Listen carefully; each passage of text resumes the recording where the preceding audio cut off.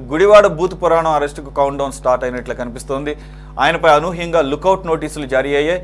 గతంలో లుకౌట్ నోటీసులు జారీ అయిన వైసీపీ నేతలంతా పారిపోయి ఎప్పటికో పట్టుబడితే ఈ గుడివాడ గడ్డంబాబు మాత్రం పారిపోలేకుండా డకౌట్ అయ్యే పరిస్థితికి కారణం పారిపోదామనుకున్న ప్రస్తుతం ఆయనకి ఆరోగ్యం సహకరించని పరిస్థితి.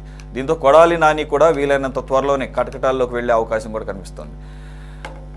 సార్ గఫూర్ గారు, కొడాలి నాని గారు ఎప్పుడైతే ఆయనకి అనారోగ్యం, ఆయనకి హార్ట్ రిలేటెడ్ ప్రాబ్లం ఉంది, ముంబై హుటాహుటిని తరలించి బైపాస్ కూడా చేసామంటున్నారు. తర్వాత 1 month అబ్జర్వేషన్ కూడా అక్కడే ఉంచన్నారు. One of the best doctors in India, top 10లో ఉంటారంటే ఆయన చేశారు. పెద్ద పెద్ద వాళ్ళు చేస్తారంటే సరే వీళ్ళది ఏమందరూ వీళ్ళు ఏదైనా చేయించుకోగలరు, వాళ్ళకి ఆ సమర్థత ఉంది.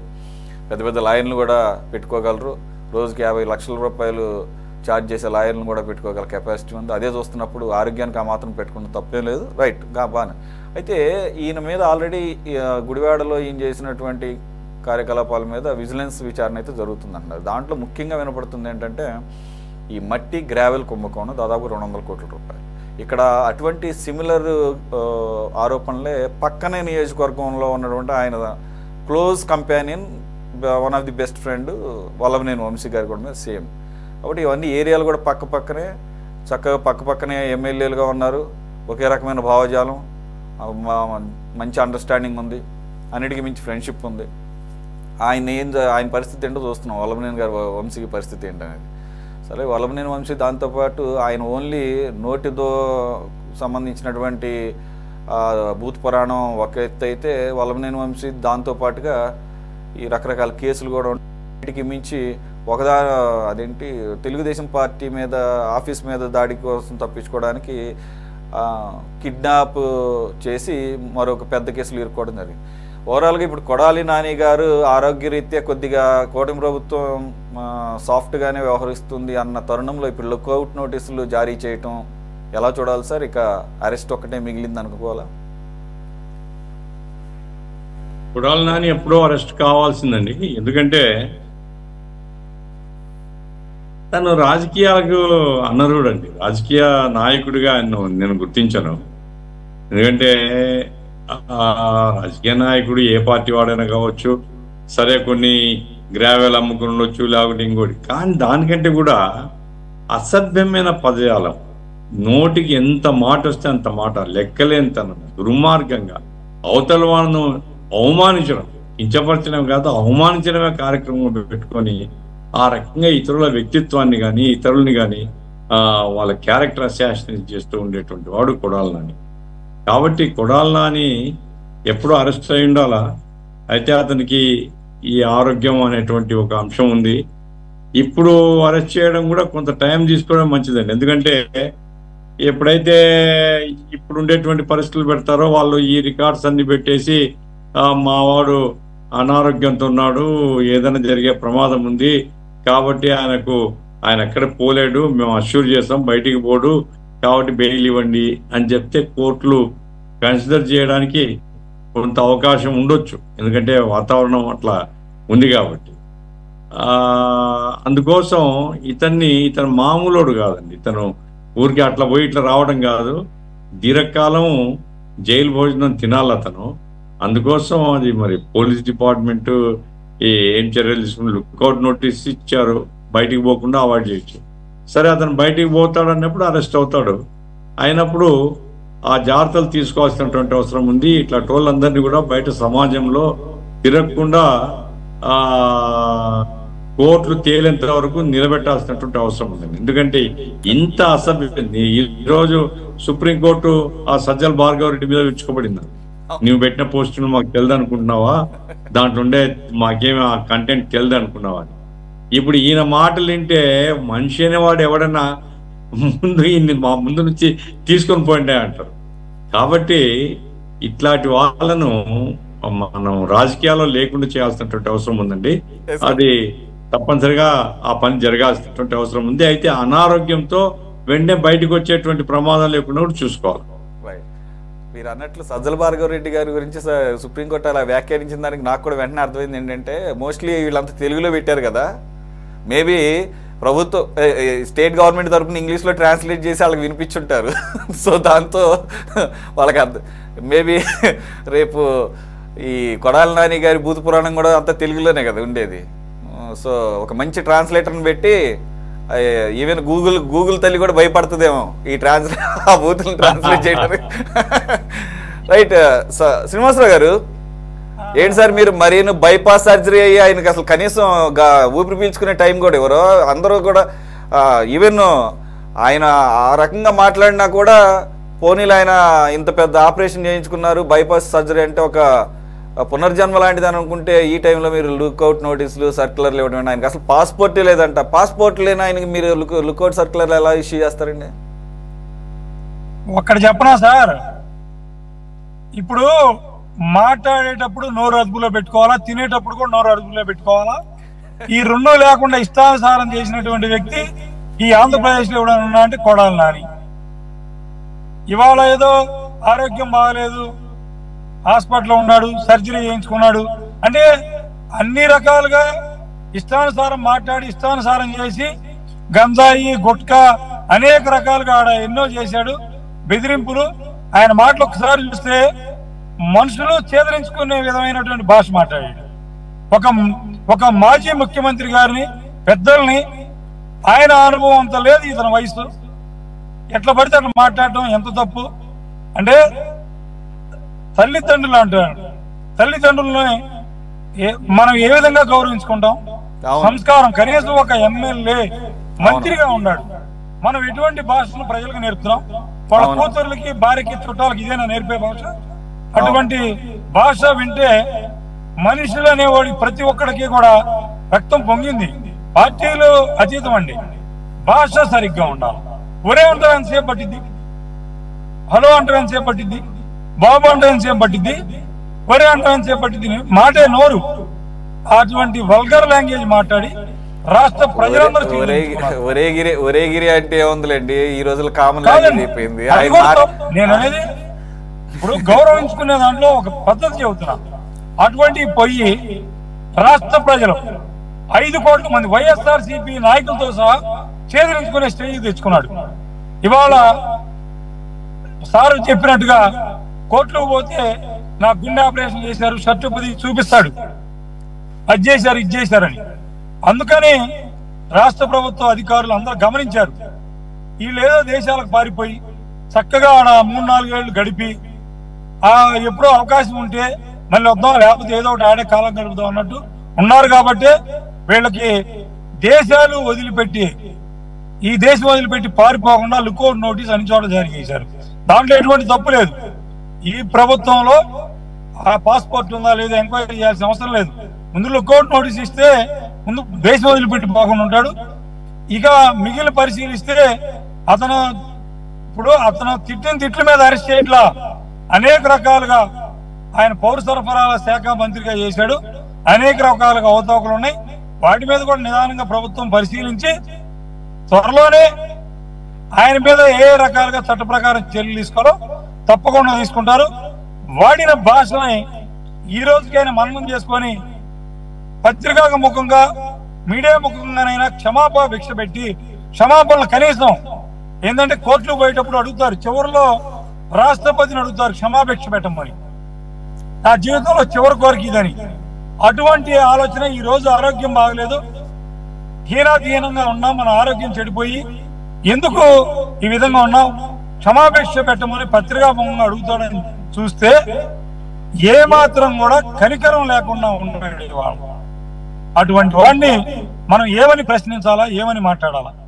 వాళ్ళ గురించి మాట్లాడాలంటేనే మనమే చేయించుకునే పరిస్థితికి వచ్చారు. ఒక మంత్రి, మాజీ మంత్రి, ఒక ఎమ్మెల్యే, ఇంతకంటే సిగ్గుమానం అతను ఇంతకంటే మాట్లాడితే మన విలువ పద్ధతి అతని గురించి, అటువంటి వాడి గురించి మాట్లాడాల్సిన పనే లేదని నేను చెప్తున్నాను. అండర్స్టాండ్ టీడీపీ కార్యకర్తలు కానీ టీడీపీ నాయకులకి ఎంత ఫ్రస్ట్రేషన్, బయట ఉన్న వాళ్ళకే అంత జుగుప్సాకరంగా ఉన్నప్పుడు మన ఆబ్వియస్గా మీకు కడుపు రగిలిపోవటంలో తప్పేం లేదు. సార్ బాజీ గారు, ఒకటి ఈయన మీద వినపడుతున్న కేసులన్నీ కూడా ఆయన మంత్రిగా ఉన్నటువంటి శాఖకు సంబంధించింది ఒక్కడు కూడా కనపట్లేదు నాకు.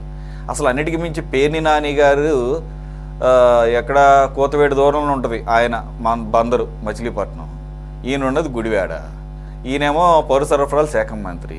కట్ చేస్తే అక్కడ పేర్ని నాని గారు ఆయన భార్య పేరు మీద ఈ బియ్యం కుంభకోణం చూసాము. దాని మీద దాదాపు 175 కోట్లు ఫైన్ కట్టారు. ఫైన్ ఎంత కట్టారు అంటే ఏ స్థాయిలో అక్రమాలు చేశారో అర్థమవుతుంది. ఆయనేమో ఆ కేసులో ఉన్నంతకాలం పేరుని నాని బయటికి రాలా, వాళ్ళ ఆవిడ బయట రాలేదు, ఎవరు బయట రాలేదు. ఇంకా మాట్లాడితే కొన్నాళ్ళ తర్వాత ముందస్తు బెయిల్ వచ్చిన తర్వాత బయటకు వచ్చాడు. అప్పటి వరకు నోరు ఎత్తలేదు, మళ్ళీ ఇప్పుడు నోరు పిగులుతూ ఉంది పేరుని నానికి. ఇంకా మాట్లాడితే ఆ టైంలో అసలు చంద్రబాబు నాయుడు గారు దేవుళ్ళు అంటాడు అన్నట్టుగా మాట్లాడారు. అది ఒకటే మాట తక్కువ.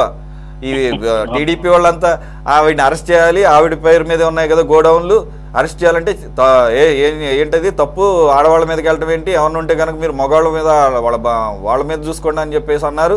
అని చెప్పేసి పోగిన పేరుని నాని మళ్ళీ ఇప్పుడు నోరు పెగులుతూ ఉంది గట్టిగానే. మరి అది నేనేమంటున్నానంటే నోరు పెగలపోవటం బట్టి కాదు కదా, అసలు ఫ్యాక్ట్ అక్కడ జరిగింది ఏంటి, కుంభకోణం జరిగిందా, జరిగితే చర్యలేవి అంటే ఫైన్ కట్టేస్తే తప్పు సమస్య పోతుందా? ఇది ఎక్కడ లాజిక్ నాకు అర్థం కాదు. రెండు, దానికి కన్సర్న్ మినిస్టర్గా ఉన్నటువంటి కొడాలి నాని పాత్ర ఏంటి దీంట్లో, ఆ యాంగిల్లో ఎందుకని కూటమి ప్రభుత్వం ఆలోచించడం లేదు? రెండు, ఆయన పాస్పోర్ట్ ఇక్కడ రిజెక్ట్ అయితే తెలంగాణలో కానీ ఇంకా కట్ చేస్తే దేశంలో ఎక్కడి నుంచి అయినా తీసుకునే వెసులుబాటు ఉంటుందా? ఉండకూడదు కదా. అంటే ఆల్రెడీ పాస్పోర్ట్ సంపాదించాడు ఆయన ఏదో రకంగా, కాబట్టి ఇప్పుడు లుకౌట్ సర్క్యులర్ జారీ చేశారని అనుకోవాలి సార్, అంతే కదా? అవునండి, ఇప్పుడు ఆయన లుకౌట్ సర్క్యులర్ జారీ చేయటం అట్లాగా ఆయన ఇప్పుడు ఆరోగ్య రీత్యా బెటర్ ట్రీట్మెంట్ కోసం అమెరికా వెళ్ళాలన్న ఒక ప్రయత్నం చేస్తున్నట్టుగా వార్తలు బయటకు వస్తున్నాయి. ఆ నేపథ్యంలోనే లుకౌట్ సర్క్యులర్ జారీ చేసినట్టుగా అర్థమవుతుంది. ఇందాక మీరు చెప్పినట్టుగా ఏంటంటే ఈ సివిల్ సప్లైస్ శాఖకు సంబంధించిన అనేకమైన ఆయన మంత్రిగా ఉన్నప్పుడు ఆయన 2.5 సంవత్సరాలు 2 ఏళ్ళు ఉన్నాడు. దాని తర్వాత కారుమూరి నాగేశ్వరరావు గారు అదే శాఖకి మంత్రి అయ్యాడు. ఈయన హయాంలో కూడా అనేక అంశాలు ఉన్నాయి. అయితే నేనేమంటానంటే ఏదైతే ఈ కూటమి ప్రభుత్వం ఏదైతే ఉందో ఈ శాఖలో జరుగుతున్న లోటుపాట్లు దాని మీద అంత పెద్దగా దృష్టి పెట్టలేదు అనేది నా ఉద్దేశం. ఎందుకంటే మీరు ఇందాక పేర్కొన్నట్టుగా పేరుని నాని గారు గోడౌన్లో బియ్యం అదృశ్యం అయ్యింది, బియ్యం కాజేయబడినాయి, అది నేరము, అది క్రైము. దానికి పెనాల్టీ కట్టమని ఆదేశాలు ఇచ్చింది ఎవరు? పెనాల్టీ కట్టడం కాదు, ముందు దాని మీద చీటింగ్ కేసు, దొంగతనం కేసు బుక్ చేస్తారు ఎవరైనా కానీ. చేయకుండా పెనాల్టీ కట్టే అధికారం, కట్టమనే అధికారం ఉండదు. అక్కడ ఏంటంటే ఆ సంస్థలో సివిల్ సప్లైస్ పౌరసరఫరాల సంస్థలో ఒక మేనేజ్ చేయబడింది అనేది క్లియర్ కట్ గా అర్థం అవుతుంది. ఎవరు బాధ్యులు దీనికి, అధికారులు ఎవరు తనిఖీ చేశారు? ఏదైనా కానీ ఒక గోడౌన్లో ప్రభుత్వానికి సంబంధించిన ధాన్యం కానీ బియ్యం కానీ స్టోర్ చేసినప్పుడు దాని రికార్డ్స్ ఎప్పటికప్పుడు పరిశీలిస్తారు. పరిశీలించినప్పుడు ఎప్పటికప్పుడు బయటపడతాయి ఏదన్నా స్టాక్ ఉన్నా కానీ. మాకు అర్థమైంది ఏంటంటే అక్కడ స్టాకు లోపలికి రాకుండానే కాగితాల మీద స్టాక్ గోడౌన్కి వెళ్ళిందని రాయించుకొని అక్కడ నుంచి పోర్టుకి వెళ్ళిపోయినాయి. ఎక్కడైతే సోర్స్ ఆఫ్ ది స్టాక్ ఉందో అక్కడ నుంచి డైరెక్ట్ గా పోర్టుకి పంపించారు, గోడౌన్కి వెళ్ళలేదు. దీంట్లో ఎవరెవరు భాగస్వామి ఉన్నారు? కొడాలి నాని హయాంలో జరిగిందా ఇది? దాని తర్వాత జరిగిందా? కొడాలి నాని హయాంలో ఇలా కూడా ఏమేమి జరిగినాయి? ఈ పరిశీలన అంతా, విచారణ అంతా కూడా ప్రభుత్వం చేయడంలో విఫలం అయిపోయింది. కూటమి ప్రభుత్వం విఫలం అయ్యి ఈ ప్రెటీ కేసుల మీద ఇప్పుడు ఆయన మీద యాక్షన్ తీసుకోబోతున్నారు. ఈ ప్రెటీ కేసులు ఏంటంటే దుగ్గిరాల ప్రభాకర్ అనే వ్యక్తి, ఆయన మళ్ళీ వాసుదేవరెడ్డి లిక్కర్ గోడౌను, ఈయనకు ఒక సంబంధించిన ఒక 21,000 అడుగుల గోడౌన్ ఉంటే ఆ గోడౌన్కి వాసుదేవరెడ్డి ఈయన గోడౌన్ మద్యం స్టాక్స్ పెట్టడానికి గుడివాడలో ఇచ్చాడు. ఆ తల్లిగారి పేరు, మహాలక్ష్మి అనే తల్లిగారి పేరు మీద ఆ గోడౌన్ ఉంది. అయితే దాన్ని వాసుదేవరెడ్డి గారు అట్లాగే జాయింట్ కలెక్టర్గా ఉన్న మాధవీలత వీళ్ళు అతని నుంచి తొలగించి మళ్ళీ వేరే వాళ్ళకి అప్పచెప్పారు. వాసుదేవరెడ్డి బంధువు యొక్క వాళ్ళకి సంబంధించిన మనుషులకి తక్కువ రేటుకి అప్పచెప్పాలి, టెండర్ ఖరారు చేయాలనే ఉద్దేశంతో బెదిరించి వీళ్ళ చేత టెండర్ వేయకుండా చేశారు. దాంట్లో కొడాలి నాని గారు కూడా ఆయన మనుషులు కలిసి బెదిరించారనేది కేసు. దీన్ని ఐపీసీ సెక్షన్ 448, 427, 506 కింద కేసు ఉంది ఆయన గుడివాడలో. అలాగే వాలంటీర్ని బలవంతంగా రాజీనామా చేయించాడనేది ఇంకో కేసు గుడివాడలో నమోదైంది. అది కూడా ఏంటంటే 447, 506 సెక్షన్స్ కింద ఏదైంది. అట్లా విశాఖపట్నంలో ఒక జూనియర్ లాయర్ ఒక కేసు పెట్టాడు, సోషల్ మీడియాలో అసభ్యకరమైన పోస్టులు పెట్టించాడని చెప్పేసి. ఈ కేసులన్నీ కూడా అంత పెద్దగా ఆయన మీద ప్రభావితం, ఎక్కువ రోజులు ఆయన్ని పనిష్మెంట్ ఇచ్చే కేసులు కానీ లేకపోతే వాటి మీద శిక్షలు పడే కేసులు కానీ, పెద్ద శిక్షలు పడే కేసులు కానీ కావు. కానీ అసలు ఆయన మంత్రిత్వ శాఖ నిర్వహణలో జరిగిన స్కామ్స్ ఏంటి, ఆయన హయాంలో ఏ రకంగా ఆ శాఖలో నిర్వర్తించారు, ఇవన్నీ కూడా వెలికి తీయాల్సిన అవసరం ఉంది. ఇప్పుడు యాక్చువల్గా ఏంటంటే కొడాలి నాని ఈ కేసుల్లో ఆయన శాఖలో అవినీతి చేశాడు, తర్వాత ఈ కేసులలో ఆయన విధానం ఏంటనేది పక్కన పెడితే ఆయన యొక్క టోటల్ ఆయన యొక్క మాట్లాడే పద్ధతి కానీ, లేకపోతే ఆయన యాటిట్యూడ్ కానీ, ఆయన భాష కానీ, ఆయన ఎదురు మనుషులకి గౌరవించే విధానం కానీ అన్నీ కూడా జుగుప్సాకరంగా అసహ్యకరంగా ఉండే ప్రజలు అసహించుకున్నారు. లేకపోతే ఈయన తెలుగుదేశం పార్టీ ఎమ్మెల్యేగా ఉన్నప్పుడు ఆయనకి కుడివాడలో ఎంతో ప్రజాదరణ ఉంది. ప్రజలందరూ జేజేలు పలికేవాళ్ళు కొడాలి నాని అంటే. కొడాలి నాని ఇంట్లో ఏదైనా చిన్న ఫంక్షన్ జరిగితే ఊరంతా కూడా తరలిచ్చి తెల్లవారుల దాకా భోజనాలు చేసేది. నాకు తెలుసు, పర్సనల్గా నేను చూశాను. అంత పెద్ద మంచి ఒక ఫాలో అప్, మాస్ లీడర్ గా ఒక ఫాలో అప్ ఉన్న మనిషి ఇవాళ అసహించుకునే పరిస్థితి వచ్చింది. ఎందుకు వైసీపీలో ఆయన ఎమ్మెల్యే అయిన తర్వాత మారిన తర్వాత, వైసీపీలో ఆయన మంత్రి అయిన తర్వాత ఆయన విధానం మారిపోయింది, టోటల్ గా ఆ భాష మారిపోయింది. ఆయన చాలా అసభ్యకరంగా అసహ్యకరంగా జుగుప్సా, అసలు చెవులు మూసుకునే రీతిలో చూడలేని పరిస్థితుల్లో అసలు రాజకీయాలంటేనే ఏవగుప్పు కలిగే విధంగా మంత్రి. మీరంటే గుర్తొస్తుంది, యాక్చువల్ గా ఆయన ఏదో మంత్రి అయిన తర్వాత కాదు, మీకు గుర్తుంటే గనక వైసీపీలో జాయిన్ అయిన మొదటి రోజు నుంచి ఆయన తీరు అలాగే ఉంది. అంటే ఎందుకంటే జగన్మోహన్ రెడ్డి గారి పల్స్ ని అందరికన్నా ముందు పట్టుకున్నట్టున్నాడు ఆయన.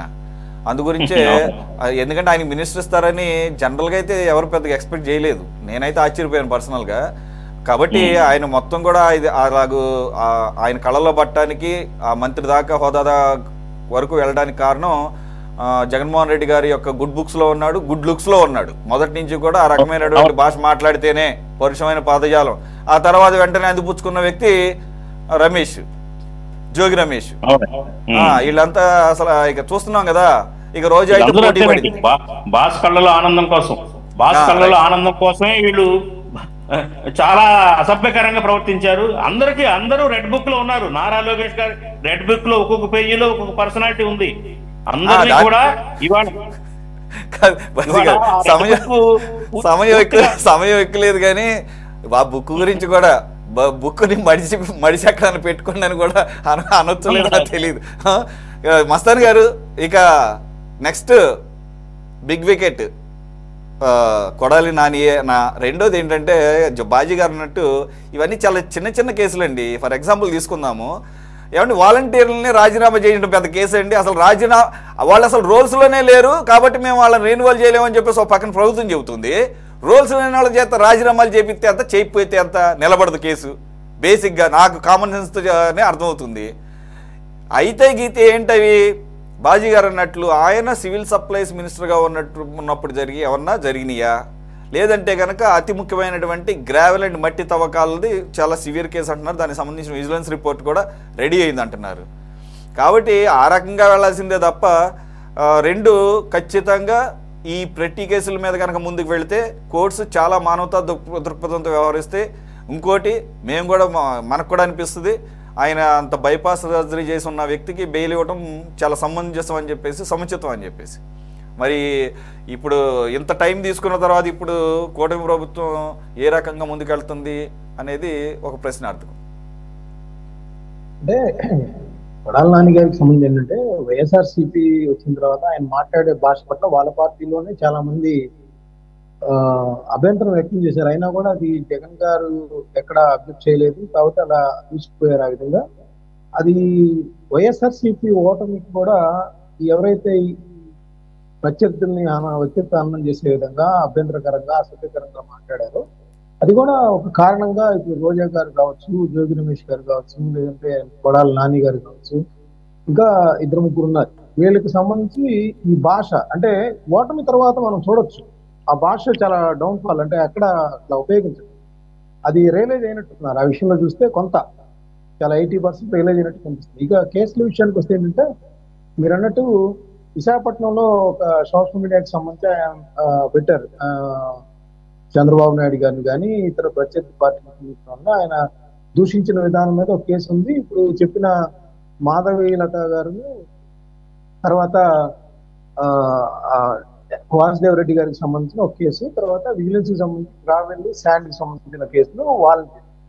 ఈ కేసుల్లో ఏది సీరియస్ గా అంటే మీరు అన్నట్టు గ్రావెల్ వాటికి సంబంధించి విజిలెన్స్ దర్యాప్తు అనేది ప్రధానంగా వస్తుంది. లేదంటే సోషల్ మీడియాకి సంబంధించి కూడా అభ్యంతరకరమైన భాష పట్ల ఆ పోస్టింగ్ని వేరే విధంగా మళ్ళీ పెడితే స్ప్రెడ్ చేస్తే కనుక అది కూడా ఒక కేసు సివియర్ గా అవుతుంది. సో చూడాలి. ఇప్పుడు ఆల్రెడీ లుకౌట్ నోటీసులు ఇచ్చారంటే ఇప్పుడు నేను ఒకటి చెప్తాను. అమెరికా వెళ్ళినప్పుడు లోకేష్ గారు రెడ్ బుక్ చాప్టర్ 2 ప్రారంభమవుతుంది, దానిలో గన్నవరం గుడివాడికి సంబంధించిన మాజీ ఎమ్మెల్యేలు మంత్రులు ఉన్నారనేది చెప్పారు. దానిలో వంశీ గారికి సంబంధించి ఆ కేసులో ఆ విధంగా మనం చూస్తా ఉన్నాం. ఒకటి వస్తుంది. జగన్మోహన్ రెడ్డి గారు కూడా దాని నుంచి ప్రత్యేకంగా ప్రస్తావించారు. సో ఇప్పుడు ఆ చాప్టర్ 2కి సంబంధించిన ఇది కొంత వాయిదా వేసుకున్నారేమో అనిపిస్తూ ఉంటుంది. ఇప్పుడు ఈ ఆయనకున్న అనారోగ్య కారణాల రీత్యా ఖచ్చితంగా దానిలో కాన్సన్ట్రేషన్ చేసినట్టే కనిపిస్తూ ఉంటుంది. ఎందుకంటే ఈ రెడ్ బుక్ ని మడిచి ఎక్కడైనా పెట్టుకోమని చెప్పిన వాళ్ళు నాని గారు కూడా ఉన్నారు, కానీ దాన్ని ఎదుర్కొంటారనే భావిస్తున్నారు. మరి ఇప్పుడు ఆయన లుకౌట్ నోటీసుల నేపథ్యంలో ఏ విధంగా ఆయన రియాక్ట్ అవుతారు, దర్యాప్తు అధికారులు ఎలా ఉంటారు చూడాలి. Right, okay, thank you very much for joining. Mastan గారు, బాజీ గారు, గఫూర్ గారు అండ్ శ్రీనివాసరావు గారు. ఇది వాళ్ళ టాప్ డిబేట్. మరో అంశంతో మళ్ళీ కలుద్దాం. Stay tuned to City 24/7.